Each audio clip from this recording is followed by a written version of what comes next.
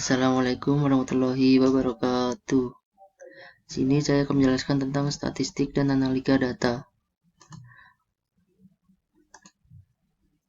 Statistik dan analisa data di sini adalah statistik, hasil data yang disajikan dalam bentuk tabel, grafik, dan sebagainya.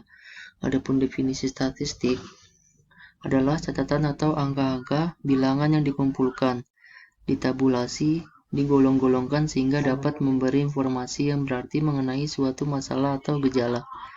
Data analitik adalah bentuk analisis yang digunakan dalam bisnis untuk membuat suatu keputusan berdasarkan oleh data. Data analitik ini terdiri dari pengumpulan dan pemeriksaan data secara umum dan memiliki satu atau lebih pengguna. Dari data ini umumnya mengeksplorasi potensi di masa depan. Dan dalam melakukan kegiatan analitik ini akan dicari pola dalam mengeksplorasi apa saja yang dapat dilakukan di masa depan. Data analitik ini terdiri dari evaluasi kasus, identifikasi data, penyaringan data, ekstraksi data, validasi dan pembersihan data, agregasi dan representasi data, analisis data, visualisasi data, dan lain-lainnya. Nah, di sini ada statistik deskriptif dan inferensial. Deskriptif ini adalah fungsi dari data sampel yang secara intrinsik menarik dalam menggambarkan beberapa fitur data. Statistik deskriptif ini klasik termasuk rata-rata dari minimal, maksimal, standar deviasi, median, dan lain sebagainya. Statistik adalah metode yang berkaitan dengan pengumpulan dan penyajian suatu gugus data sehingga memberikan informasi yang berguna. Seperti yang saya katakan sebelumnya, bahwa statistik deskriptif ini adalah metode yang sangat sederhana. Metode ini hanya mendeskripsikan kondisi dari data-data yang sudah Anda miliki dan menyajikan dalam bentuk tabel, diagram grafik, dan bentuk lain yang disajikan dalam uraian-uraian singkat dan terbatas. Statistika deskriptif memberikan informasi hanya mengenai data yang dipunyai dan sama sekali tidak menarik inferensia atau kesimpulan apapun tentang data tersebut. Dari statistik inferensia adalah sebuah metode yang dapat digunakan untuk menganalisis kelompok kecil data dari induknya. Dari data induknya, sampel yang diambil dari populasi, sampai pada peramalan dan penarikan kesimpulan terhadap kelompok data induknya atau populasi. Dari inferensial ini merupakan cakupan seluruh metode yang berhubungan dengan analisis sebagian data untuk kemudian sampai pada peramalan atau penarikan kesimpulan untuk mengenai keseluruhan data induk. Di sini ada grafik dari contoh statistik deskriptif. Dengan deskriptif ini adalah kumpulan data bisa tersaji dengan ringkasan dan rapi serta bisa memperlihatkan gosip. Inti dari kumpulan data yang ada, informasi yang diperoleh. Dari statistika deskriptif ini antara lain ukuran pemusatan data, ukuran penyebaran data, serta kecenderungan suatu gugus data. Contoh statistika inferensia. Dari catatan keseluruhan selama 5 tahun terakhir pada sebuah universitas negeri di Sumatera Barat menunjukkan bahwa 72% ini diantaranya mahasiswa S1 lulus dengan nilai yang memuaskan.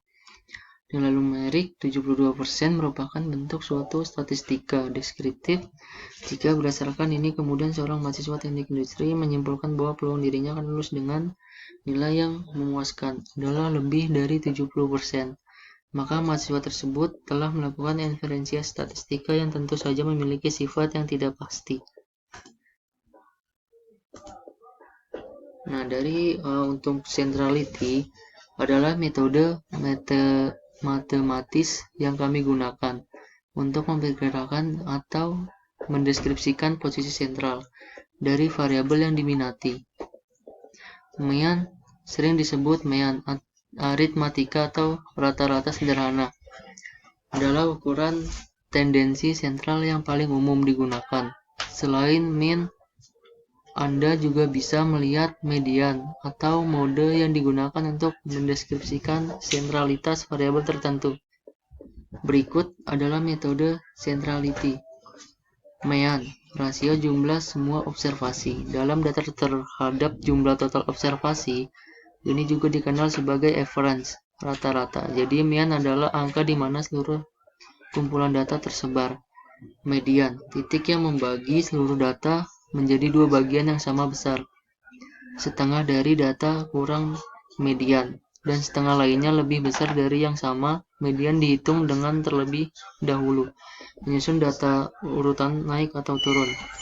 Untuk mode, angka yang memiliki frekuensi maksimum di seluruh kumpulan data, atau dengan kata lain, adalah angka yang muncul dalam frekuensi maksimum. Sebuah data dapat memiliki satu atau lebih dari satu mode. Contohnya yaitu data umur pegawai X, urutan terkecil ke terbesar. Jumlah data ganjil 19, 20, 20, 35, 45. 45-nya ada 4, 51, 56, 57, 60. Nilai tengah dari kelompok tersebut adalah urutan ke-7 yaitu 45. Data nilai tinggi badan sebelum mahasiswa genap dari 180, 171, 170, 167, 166, 165, 164, 160 hingga 147 sampai 145. Jumlah dari data kelompok di atas adalah genap, maka nilai tengah dari kelompok tersebut adalah ke-5 dan ke-6, yaitu 166 tambah 165. Oleh karena itu medianya adalah hasil dari yang tadi dibagi 2, hingga hasilnya 165,5. Dan disperensi atau ukuran penyimpangan adalah ukuran yang menyatakan seberapa jauh penyimpangan nilai-nilai data dari nilai-nilai pusat. Varians. Varian ini mengukur seberapa jauh titik data tersebar dari mean. Variansi tinggi menunjukkan bahwa titik data tersebar luas, dan varian kecil menunjukkan bahwa titik data lebih dekat ke rata-rata kumpulan. Range adalah perbedaan antara nilai maksimum dan nilai minimum dalam kumpulan data. Untuk yang standar juga merupakan ukuran penyebaran nilai dalam sekumpulan data. Simpangan baku itu dihitung hanya dengan mengambil akar kuadrat dari variasi. Nah, dari regresi ini, terutama regresi linear, mungkin merupakan teknik analitik yang paling banyak dikenal dan digunakan dalam statistik. Registrasi statistik yang relatif sederhana untuk memodelkan ketergantungan variabel respon atau output pada satu atau lebih variabel. Penjelas atau input. Di sini saya akan menjelaskan. Di sini ada beberapa skema, yaitu ada 6. Ada sales, ada purchasing, person, prediction, human resource, dan DBO. Di sini adalah untuk skema OTP tahun 2008. Di sini saya akan menjelaskan tentang skema di human resource. Di sini dari human resource ini dia menggunakan teknik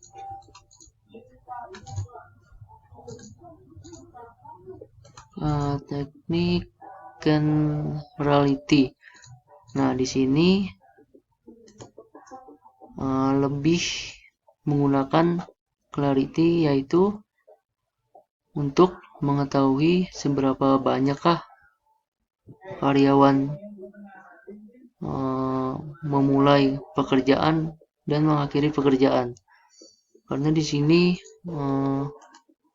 lebih banyaknya menggunakan median. Dari beberapa, ada 5, mulai dari employee department history, department, shift, employee, job candidate, employee, pay history. Nah, di sini adalah lebih penting karena banyak menggunakan perhitungan dari setiap karyawan yang ada di dalam perusahaan atau di human resource ini.